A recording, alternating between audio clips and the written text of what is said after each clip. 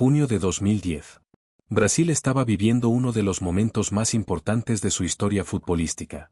Millones de personas seguían el Mundial de Sudáfrica mientras los clubes más grandes del país preparaban el futuro de sus estrellas. Entre ellas había un arquero que parecía destinado a convertirse en una leyenda. Era capitán del Flamengo, uno de los equipos más populares de Brasil. Su carrera estaba en ascenso, y nada parecía impedirle alcanzar la cima. Pero mientras los aficionados celebraban sus actuaciones dentro de la cancha, una joven de 25 años intentaba ser escuchada. Su nombre era Elisa Samudio. Meses antes había afirmado que aquel futbolista era el padre de su hijo. También había denunciado amenazas. Y aseguraba temer por su seguridad. Pocas personas imaginaron que aquellas advertencias terminarían convirtiéndose en algo mucho más grave. Porque el 4 de junio de 2010, Elisa desapareció. Su familia dejó de tener noticias de ella. Sus amigos no volvieron a verla. Y las autoridades comenzaron una búsqueda que pronto sacudiría a todo el país. A medida que avanzaba la investigación, los detectives descubrieron llamadas extrañas. Testigos contradictorios. Versiones que cambiaban constantemente. Y un círculo de personas que parecían ocultar algo. Pero lo más inquietante estaba por llegar. Porque el principal sospechoso no era un desconocido. Era uno de los futbolistas más famosos de Brasil. Un hombre admirado por miles de aficionados. Un ídolo deportivo. Y alguien que, según la acusación, haría cualquier cosa para evitar que la verdad saliera a la luz. Lo que ocurrió después se convirtió en uno de los casos criminales más impactantes de la historia brasileña. Una desaparición. Un hijo en medio de la disputa. Un juicio que conmocionó al país.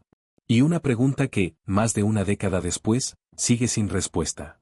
¿Qué pasó realmente con Elisa Samudio? ¿Quién era Elisa Samudio? Antes de convertirse en el centro de uno de los casos criminales más conocidos de Brasil, Elisa Samudio era simplemente una joven que intentaba construir una vida mejor. Nació el 22 de febrero de 1985 en la ciudad de Foz do Iguazú, en el estado de Paraná, al sur de Brasil. Su infancia estuvo lejos de ser sencilla.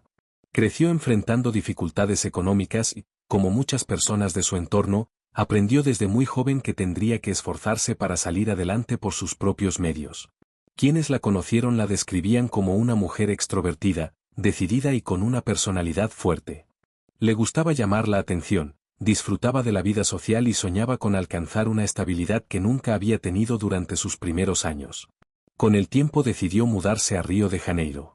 La ciudad ofrecía oportunidades que parecían imposibles de encontrar en otros lugares del país. Allí comenzó a trabajar como modelo y promotora de eventos. No era una celebridad. No aparecía en portadas de revistas nacionales. Pero formaba parte de un mundo donde la imagen, los contactos y la exposición pública podían abrir muchas puertas. Durante esos años, Elisa intentó hacerse un lugar en el ambiente del entretenimiento y la moda. Frecuentaba fiestas, eventos y reuniones donde era común encontrarse con empresarios, deportistas y figuras conocidas. Fue precisamente en ese entorno donde su vida cambiaría para siempre. A finales de la década de 2000, comenzó a relacionarse con personas vinculadas al fútbol profesional. Brasil vivía una auténtica pasión por este deporte. Los jugadores más exitosos eran tratados como celebridades. Sus nombres aparecían constantemente en la televisión, en los periódicos y en las conversaciones de millones de aficionados. Entre ellos destacaba un arquero que se había convertido en una de las grandes figuras del Flamengo. Su nombre era Bruno Fernández. Por aquel entonces, Bruno parecía tener un futuro brillante por delante. Era capitán de uno de los clubes más populares del país y muchos analistas lo consideraban un posible candidato para vestir la camiseta de la selección brasileña. Cuando Elisa y Bruno se conocieron, nadie imaginó que aquella relación terminaría convirtiéndose en una tragedia que conmocionaría a todo Brasil. Lo que comenzó como un encuentro entre una joven modelo y una estrella del fútbol pronto se transformó en una disputa marcada por acusaciones, conflictos y denuncias. Y con el paso de los meses, la situación se volvería cada vez más tensa. Porque después de aquel encuentro, Elisa descubrió que estaba embarazada. Y esa noticia cambiaría el destino de ambos para siempre. El embarazo debía marcar el comienzo de una nueva etapa en la vida de Elisa. Pero para ella, fue el inicio de una serie de conflictos que terminarían colocándola en el centro de una historia que todavía hoy sigue estremeciendo a Brasil. Y todo comenzó cuando decidió contar quién era el padre de su hijo. El encuentro con Bruno. A finales de la década de 2000, Bruno Fernández era una de las figuras más importantes del fútbol brasileño. Como arquero y capitán del Flamengo, se había ganado el respeto de la afición y de la prensa deportiva. Su nombre aparecía constantemente en los medios. Era joven, exitoso y tenía una carrera que parecía destinada a seguir creciendo. Muchos especialistas incluso creían que tarde o temprano tendría una oportunidad en la selección nacional. Fuera de las canchas, Bruno llevaba una vida rodeada de atención mediática. Como ocurría con muchas estrellas del deporte, asistía a fiestas, eventos privados y reuniones donde coincidía con modelos, empresarios y figuras del espectáculo. Fue en ese entorno donde conoció a Elisa Zamudio. No existe una versión completamente clara sobre las circunstancias exactas de su primer encuentro. Sin embargo, ambos comenzaron a relacionarse durante un periodo en el que Bruno ya gozaba de una enorme popularidad en Brasil. Al principio, la relación parecía ser una más entre una joven modelo y un futbolista famoso. Nada indicaba que terminaría convirtiéndose en un caso criminal que años después seguiría ocupando titulares. Durante algún tiempo, el vínculo entre ambos se mantuvo lejos de la atención pública. Pero a medida que pasaban los meses, comenzaron a surgir desacuerdos. La relación nunca llegó a consolidarse de manera estable. Según distintas versiones conocidas posteriormente, ambos mantenían expectativas muy diferentes sobre el futuro. Mientras Bruno continuaba concentrado en su carrera deportiva, Elisa intentaba definir cuál sería el siguiente paso en su vida personal. Lo que ninguno de los dos imaginaba era que una noticia estaba a punto de cambiarlo todo. Poco después, Elisa descubrió que estaba embarazada. Y desde ese momento, la relación dejó de ser un asunto privado. Lo que hasta entonces había permanecido lejos de los medios comenzó a transformarse en un conflicto cada vez más visible. Un conflicto que terminaría enfrentando a una joven decidida a obtener reconocimiento para su hijo y a una de las estrellas más importantes del fútbol brasileño.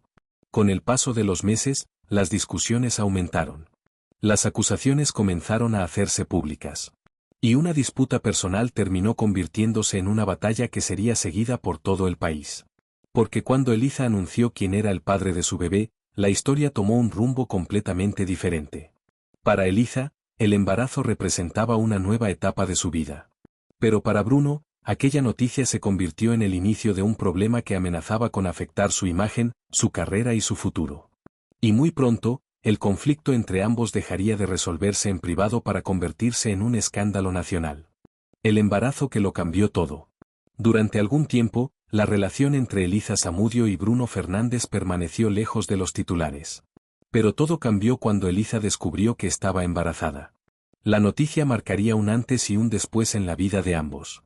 Para Elisa, el embarazo representaba una nueva responsabilidad, pero también una oportunidad para construir un futuro diferente. Estaba convencida de quién era el padre del bebé y esperaba que asumiera esa responsabilidad. Sin embargo, la reacción de Bruno fue muy distinta. Según declaraciones y testimonios conocidos posteriormente, el futbolista negó que el niño fuera suyo y rechazó públicamente las acusaciones de Elisa. Lo que inicialmente parecía una disputa privada comenzó a escalar rápidamente. Las conversaciones entre ambos se volvieron cada vez más tensas. Las discusiones dejaron de ocurrir únicamente en privado. Y poco a poco, el conflicto empezó a hacerse visible para personas de su entorno. Mientras Elisa insistía en que Bruno reconociera la paternidad del niño, el arquero continuaba negando cualquier obligación hacia ella. La situación se agravó aún más cuando el caso comenzó a llamar la atención de la prensa brasileña. Lo que antes era un problema personal ahora amenazaba con convertirse en un escándalo público. Para Bruno, uno de los futbolistas más populares del país, cualquier controversia podía afectar su imagen y su carrera profesional. Para Elisa, en cambio, el asunto era mucho más simple. Quería que el padre de su hijo asumiera su responsabilidad. Con el paso de los meses, la relación terminó rompiéndose por completo. Las conversaciones se transformaron en enfrentamientos. Las diferencias se volvieron irreconciliables. Y la tensión continuó aumentando a medida que se acercaba el nacimiento del bebé. Pero el conflicto ya no giraba únicamente en torno al reconocimiento de la paternidad. Según denunciaría más tarde Elisa, comenzaron a producirse situaciones mucho más preocupantes. Situaciones que la llevaron a sentir miedo. Situaciones que, según ella misma aseguró, ponían en riesgo su seguridad. Y fue entonces cuando la disputa dejó de ser un simple desacuerdo entre dos personas. Porque las acusaciones de Eliza empezaron a incluir amenazas, presiones y episodios que alarmaron incluso a quienes seguían el caso desde la distancia. Lo que estaba ocurriendo ya no parecía una discusión familiar. Parecía el inicio de algo mucho más oscuro. Las amenazas. A medida que avanzaba su embarazo, Eliza Zamudio comenzó a asegurar que el conflicto con Bruno Fernández iba mucho más allá de una disputa por la paternidad. Según sus declaraciones, la relación entre ambos se había vuelto cada vez más hostil. Lo que antes eran discusiones privadas comenzó a transformarse en una situación que, según ella, le generaba un temor constante. Eliza afirmaba que Bruno no quería reconocer al niño. Y con el paso de los meses, las diferencias entre ambos se hicieron cada vez más públicas. Mientras ella insistía en obtener apoyo y reconocimiento para su hijo, el futbolista continuaba rechazando sus acusaciones. La tensión alcanzó un nuevo nivel cuando Eliza decidió acudir a las autoridades. Según los registros del caso, denunció amenazas y episodios de violencia relacionados con el conflicto que mantenía con Bruno. Sus declaraciones comenzaron a aparecer en medios brasileños. Por primera vez, la disputa dejó de ser un asunto privado. Ahora era observada por periodistas, aficionados y por millones de personas que seguían la carrera de uno de los futbolistas más importantes del país. Pero incluso con las denuncias presentadas, la situación no pareció mejorar. Eliza continuó afirmando que se sentía presionada, que estaba siendo intimidada, y que temía por lo que pudiera ocurrir en el futuro. Para muchos, aquellas declaraciones parecían formar parte de una batalla legal cada vez más agresiva. Sin embargo, con el paso del tiempo, algunos investigadores comenzarían a observar esos episodios desde una perspectiva completamente diferente. Porque después de la desaparición de Eliza, muchas de sus denuncias adquirieron un significado inquietante. Lo que en aquel momento parecían simples acusaciones entre dos personas enfrentadas pasó a verse como posibles señales de advertencia. Advertencias que nadie tomó con la seriedad suficiente. Mientras tanto, Bruno continuaba siendo una figura admirada por miles de aficionados. Seguía jugando al más alto nivel. Seguía apareciendo en los titulares deportivos. Y seguía proyectando la imagen de una estrella en pleno ascenso. Pero lejos de los estadios, el conflicto continuaba creciendo. Y para mediados de 2010, la situación estaba a punto de llegar a un punto de no retorno. Porque después de meses de enfrentamientos, llamadas, denuncias y amenazas, Eliza recibió una invitación para reunirse nuevamente con Bruno. Lo que ocurrió después marcaría el comienzo de los últimos días en los que alguien la vería con vida. Los últimos días. Para mediados de 2010, el conflicto entre Eliza Zamudio y Bruno Fernández llevaba meses acumulando tensión. Las denuncias ya eran conocidas públicamente. La disputa por la paternidad seguía sin resolverse. Y la relación entre ambos parecía estar completamente rota. Sin embargo, en los primeros días de junio ocurrió algo inesperado. Eliza volvió a tener contacto con personas cercanas a Bruno.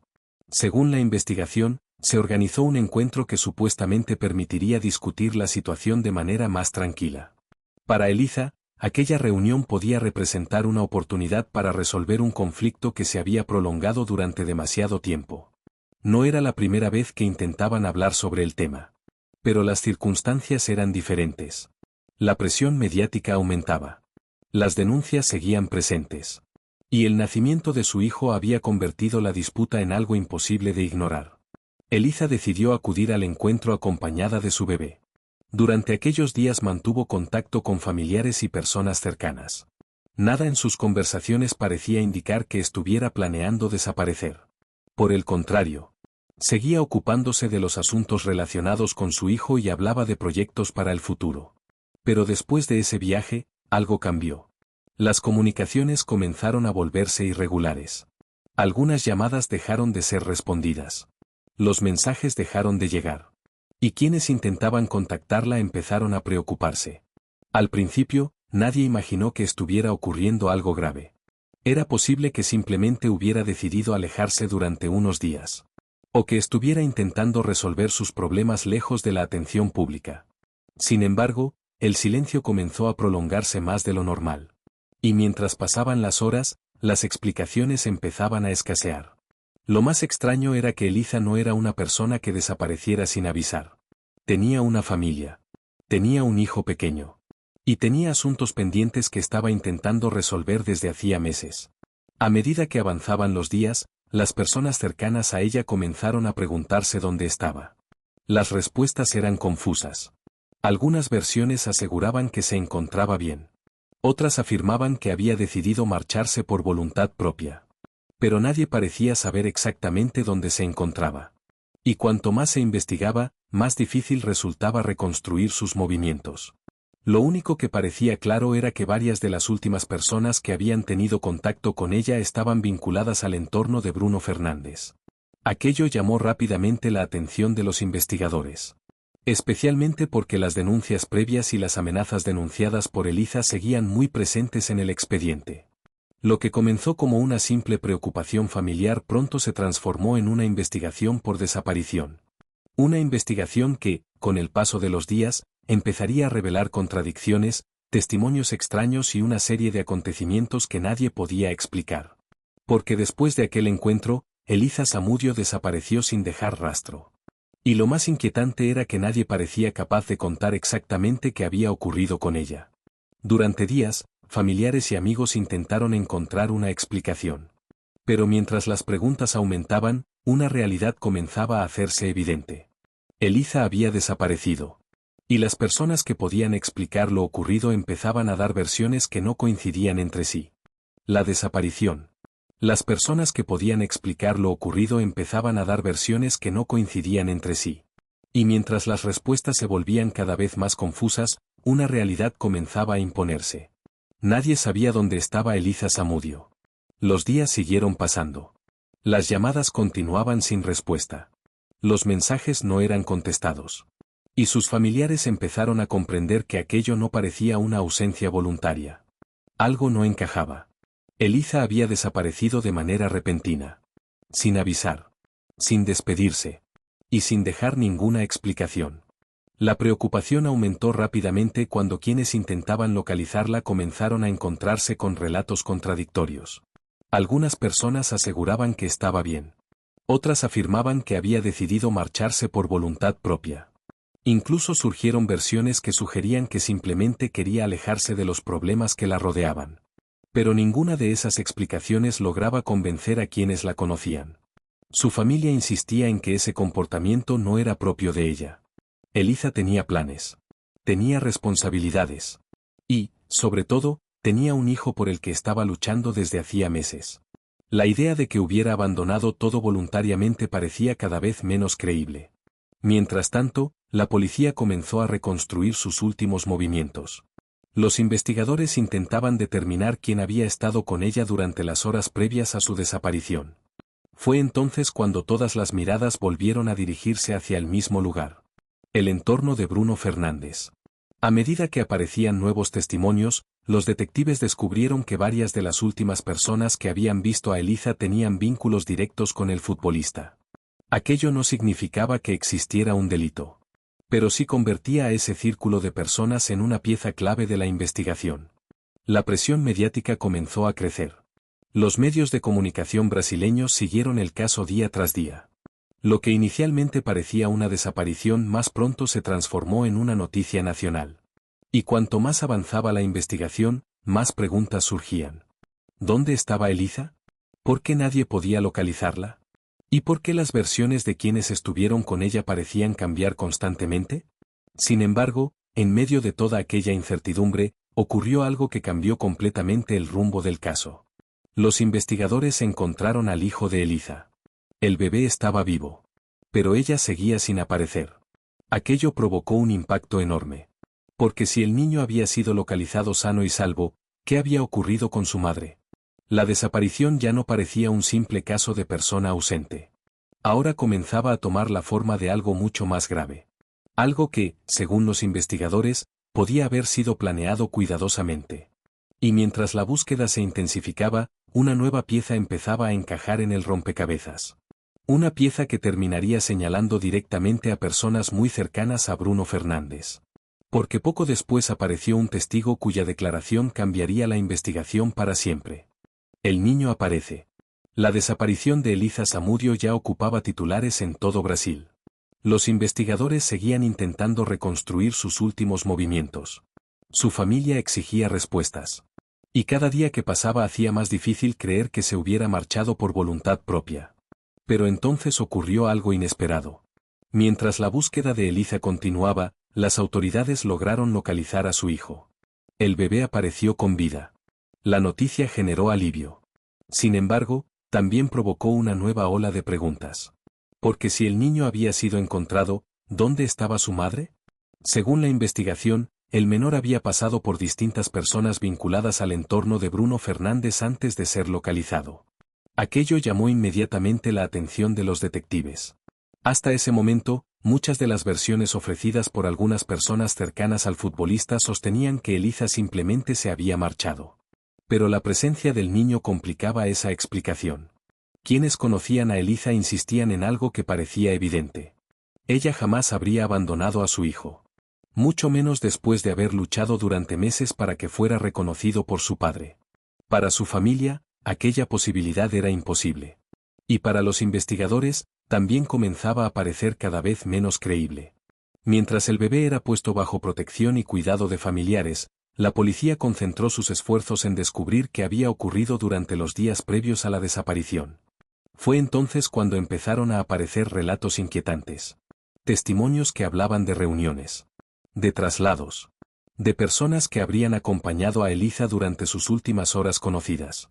Cada nueva declaración parecía acercar a los investigadores a la verdad. Pero también hacía que el caso resultara aún más perturbador. Porque cuanto más se analizaban los hechos, más difícil era encontrar una explicación inocente para la desaparición. La pregunta ya no era únicamente dónde estaba Eliza. La pregunta era qué le había ocurrido. Y en medio de esa búsqueda apareció una persona que, hasta ese momento, había permanecido en silencio.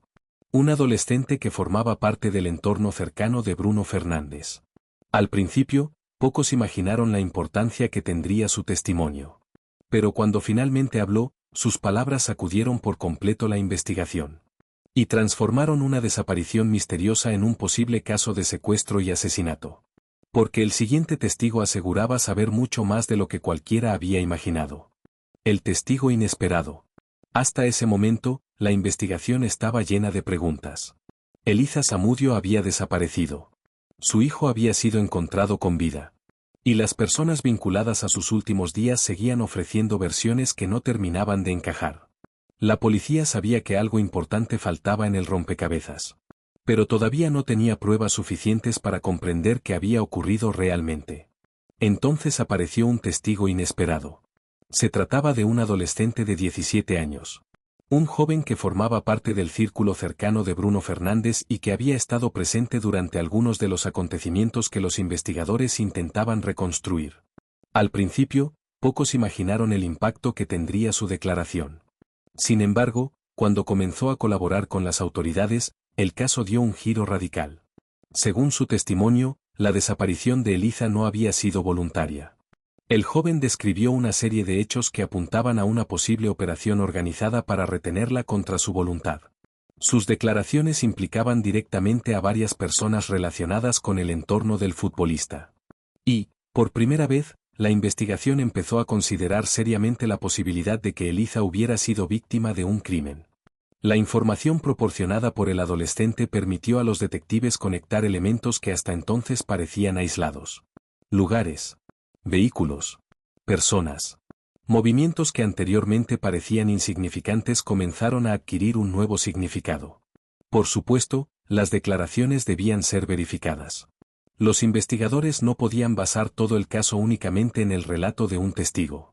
Pero a medida que contrastaban la información, comenzaron a encontrar coincidencias que fortalecían varias de sus afirmaciones. La presión sobre Bruno y sobre las personas de su entorno aumentó de forma considerable. Los medios de comunicación siguieron cada novedad minuto a minuto. Brasil entero parecía pendiente de cada avance. Y mientras las autoridades profundizaban en la investigación, empezaron a surgir evidencias que reforzaban la idea de que Eliza nunca había abandonado el lugar por decisión propia. La desaparición comenzaba a transformarse en algo mucho más grave. Algo que ya no podía explicarse mediante simples contradicciones o malentendidos.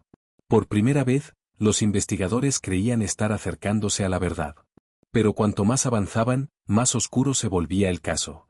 Porque las declaraciones del adolescente apuntaban hacia una conclusión aterradora. Una conclusión que obligó a la policía a preguntarse si Eliza seguía con vida. Y mientras intentaban responder esa pregunta, los detectives comenzaron a reconstruir lo que, según la acusación, pudo haber ocurrido durante sus últimas horas. Una reconstrucción que terminaría revelando una de las teorías más impactantes de toda la investigación. Lo que creen los investigadores. La declaración del adolescente cambió por completo el rumbo del caso. Por primera vez, los investigadores dejaron de centrarse únicamente en una desaparición y comenzaron a reconstruir un posible crimen. A medida que analizaban testimonios, registros telefónicos y movimientos de las personas involucradas, empezó a surgir una hipótesis que se volvería el eje central de toda la acusación.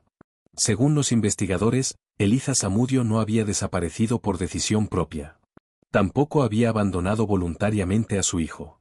La teoría policial sostenía que había sido llevada hasta una propiedad vinculada al entorno de Bruno Fernández poco después de su llegada. Allí, según la acusación, habría permanecido retenida contra su voluntad. Durante semanas, los detectives intentaron determinar exactamente qué ocurrió en ese lugar. La tarea no era sencilla. No existían grabaciones. No había una reconstrucción completa de los hechos. Y lo más importante, Eliza seguía desaparecida. Sin embargo, los investigadores comenzaron a detectar un patrón preocupante. Varias personas involucradas en el caso parecían conocer partes de la historia. Pero ninguna ofrecía una versión completa. Algunas declaraciones cambiaban con el tiempo. Otras se contradecían entre sí. Y cuanto más se profundizaba en los interrogatorios, más evidente resultaba que alguien estaba ocultando información. Para la fiscalía, aquello no era una coincidencia. La acusación sostuvo que existía una coordinación entre varias personas para impedir que se conociera lo ocurrido con Eliza. Y aunque cada participante tenía un papel diferente dentro de la investigación, todos parecían estar conectados por un mismo objetivo: mantener el silencio. Los investigadores también encontraron elementos que reforzaban la idea de que Eliza nunca había salido con vida de aquel entorno. La ausencia total de actividad posterior. La falta de contacto con familiares. La imposibilidad de localizarla en cualquier parte del país. Y el hecho de que nadie volviera a verla después de aquellos días. Por separado, cada elemento podía parecer insuficiente. Pero juntos comenzaban a formar una imagen inquietante. Una imagen que apuntaba hacia un desenlace fatal. Con el paso de los meses, la hipótesis policial se volvió cada vez más sólida. Los fiscales llegaron a la conclusión de que Eliza había sido asesinada y que posteriormente se habían realizado esfuerzos deliberados para ocultar cualquier rastro del crimen. Sin embargo, existía un problema enorme. El más grande de toda la investigación. No había un cuerpo. Y sin un cuerpo, demostrar exactamente qué había ocurrido se convertía en una tarea extremadamente difícil. Aún así, las autoridades estaban convencidas de que un homicidio había ocurrido. Pero para probarlo ante un tribunal, primero debían responder una pregunta que seguía atormentando a todo Brasil. ¿Qué pasó con Eliza después de sus últimas horas conocidas? Y, sobre todo, ¿por qué nadie había logrado encontrar sus restos? Porque mientras la investigación avanzaba hacia los tribunales, el mayor misterio del caso seguía intacto. El cuerpo de Eliza Zamudio había desaparecido junto con la verdad. El misterio del cuerpo. A medida que la investigación avanzaba, los detectives creían estar cada vez más cerca de demostrar que Eliza Zamudio había sido asesinada. Los testimonios. Las contradicciones. Los movimientos de las personas involucradas. Y la desaparición absoluta de cualquier rastro suyo parecían apuntar en la misma dirección. Sin embargo, existía un obstáculo que amenazaba con derrumbar todo el caso. El cuerpo de Eliza nunca apareció. Desde los primeros días de la investigación, las autoridades organizaron búsquedas en distintas regiones. Se revisaron propiedades. Se inspeccionaron terrenos. Se siguieron pistas enviadas por testigos y ciudadanos. Pero una y otra vez, los operativos terminaban sin resultados. No importaba cuánto buscaran. No importaba cuántas teorías surgieran. Eliza seguía desaparecida. Aquella ausencia se convirtió rápidamente en el mayor misterio del caso. Porque sin un cuerpo era imposible determinar con certeza cómo había muerto. ¿Cuándo ocurrió exactamente? ¿Y qué sucedió durante sus últimas horas? La falta de respuestas alimentó rumores de todo tipo. Con el paso de los meses comenzaron a circular versiones estremecedoras. Algunas procedían de testigos. Otras aparecían en medios de comunicación. Y muchas jamás pudieron ser comprobadas. Las teorías eran tan impactantes que incluso hoy siguen siendo motivo de debate en Brasil. Pero los investigadores intentaron concentrarse únicamente en aquello que podían demostrar. Y lo que sí podían demostrar era que nadie había vuelto a ver a Elisa desde junio de 2010. No existían registros de actividad bancaria. No había llamadas. No había movimientos oficiales. No existían pruebas de que hubiera comenzado una nueva vida en otro lugar. Era como si hubiera desaparecido de la faz de la tierra. Para la fiscalía, aquella ausencia prolongada tenía una explicación evidente. Elisa no estaba escondida. No había huido. Y no estaba viviendo bajo una identidad diferente. Según la acusación, había sido asesinada y posteriormente alguien se había encargado de hacer desaparecer cualquier evidencia física del crimen. Sin embargo, la defensa utilizó constantemente la falta de un cuerpo como uno de sus principales argumentos. ¿Cómo podía asegurarse un homicidio si nunca se había encontrado a la víctima? Era una pregunta que aparecía una y otra vez. Y una pregunta que dividía a la opinión pública. Mientras algunos creían que la ausencia del cuerpo impedía conocer la verdad completa, otros consideraban que las pruebas acumuladas eran demasiado contundentes para ignorarlas. Con el paso del tiempo, el misterio se volvió aún más inquietante. Los años transcurrieron. Las búsquedas continuaron. Y aún así, no apareció ninguna evidencia que permitiera localizar los restos de Elisa. La mujer cuya desaparición había conmocionado a todo un país seguía sin ser encontrada. Pero a pesar de esa ausencia, los investigadores creían haber reunido suficientes pruebas para llevar el caso ante la justicia. Y muy pronto, serían los jueces quienes tendrían que decidir una cuestión histórica. Si era posible condenar a los responsables de un asesinato incluso cuando la víctima nunca había sido encontrada. Porque después de años de investigación, finalmente llegó el momento del juicio. El juicio. Después de años de investigación, declaraciones, búsquedas y titulares en todo Brasil, el caso de Elisa Zamudio finalmente llegó a los tribunales. La expectativa era enorme. No se trataba únicamente de una desaparición. Tampoco era un caso criminal cualquiera. En el centro de la investigación se encontraba Bruno Fernández, uno de los futbolistas más conocidos del país. Un hombre que había sido capitán del Flamengo. Un ídolo para miles de aficionados. Y alguien que pocos años antes parecía destinado a alcanzar la cima del fútbol brasileño. Ahora, sin embargo, enfrentaba acusaciones mucho más graves. La fiscalía presentó un caso basado en cientos de pruebas reunidas durante la investigación. Testimonios. Registros telefónicos. Movimientos de los involucrados. Declaraciones de testigos. Y una larga cadena de indicios que, según los fiscales, demostraban que Elisa había sido asesinada y que varias personas habían participado en los hechos posteriores. La defensa, por su parte, insistió en un argumento fundamental. El cuerpo de Elisa nunca había sido encontrado. Y sin un cuerpo, sostenían que era imposible establecer con absoluta certeza que había ocurrido. Aquella discusión se convirtió en uno de los puntos más importantes del juicio. Por un lado, la acusación afirmaba que las pruebas eran suficientes para demostrar el crimen. Por otro, la defensa insistía en que seguían existiendo demasiadas dudas. Durante las audiencias, los jueces escucharon testimonios que reconstruían los últimos días conocidos de Elisa. También analizaron las declaraciones de las personas vinculadas al caso. Muchas de ellas ya habían ofrecido versiones contradictorias durante la investigación. Y esas contradicciones volvieron a ser examinadas cuidadosamente dentro del tribunal. A medida que avanzaban las sesiones, la atención mediática se volvió aún más intensa. Periodistas de todo Brasil seguían cada detalle. Los programas de televisión debatían diariamente los avances del juicio. Y la opinión pública parecía dividida entre quienes exigían una condena y quienes cuestionaban si las pruebas eran suficientes. Sin embargo, para los fiscales, el panorama era claro. La desaparición de Elisa no podía explicarse como una huida voluntaria. No existían señales de una nueva vida. No había registros posteriores. Y la enorme cantidad de evidencias acumuladas durante años apuntaba hacia la misma conclusión. Finalmente llegó el momento que todo el país esperaba. Después de analizar las pruebas y escuchar a todas las partes, el tribunal emitió su decisión. La resolución marcaría uno de los casos judiciales más conocidos de la historia reciente de Brasil. Y también cambiaría para siempre la vida de Bruno Fernández. Porque a pesar de que el cuerpo de Elisa nunca apareció, la justicia estaba preparada para emitir un veredicto que sacudiría al mundo del fútbol brasileño. Durante años, muchos se preguntaron si era posible condenar a alguien por asesinato sin haber encontrado a la víctima. La respuesta llegaría con el veredicto. Y cuando finalmente se conoció la sentencia, el impacto fue tan grande que trascendió los tribunales y alcanzó a todo Brasil. Condenado sin cuerpo. La decisión del tribunal marcó un momento histórico en la justicia brasileña.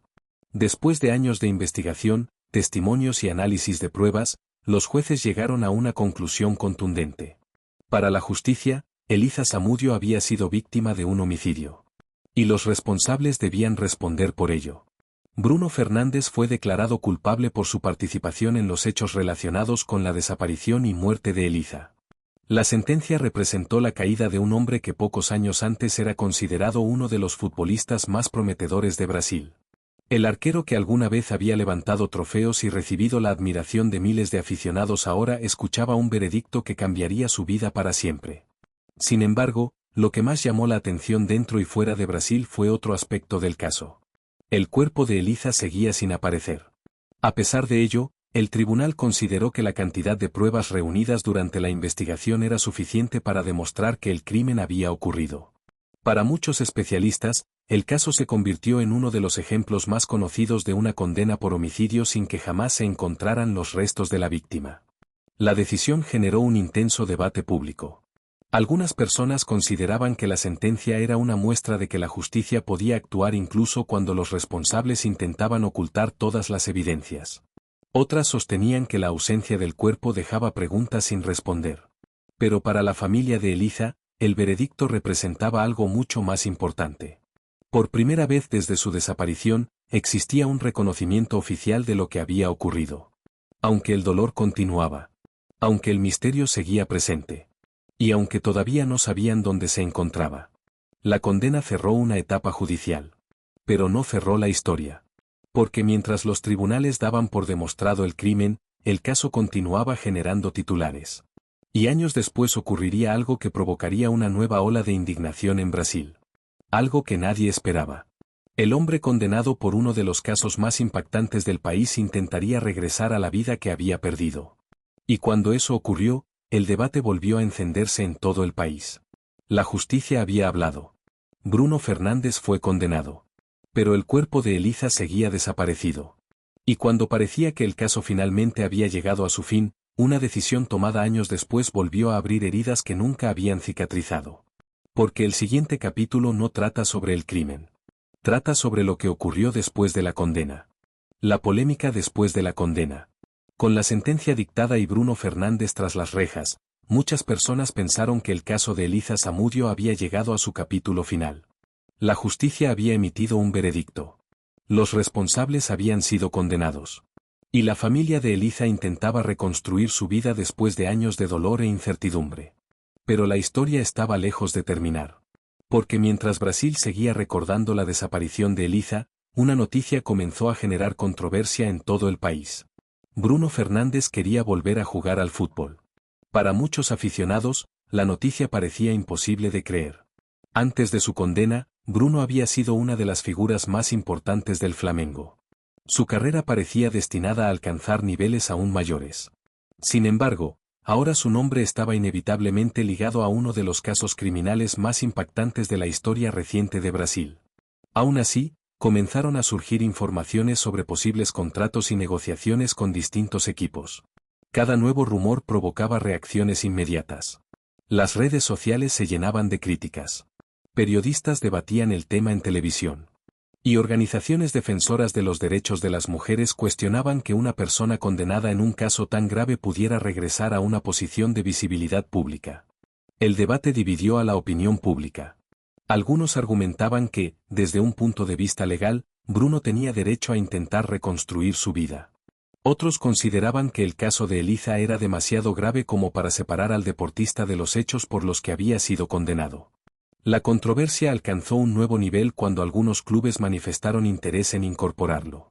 Las reacciones fueron inmediatas. Patrocinadores recibieron presión. Aficionados amenazaron con boicots.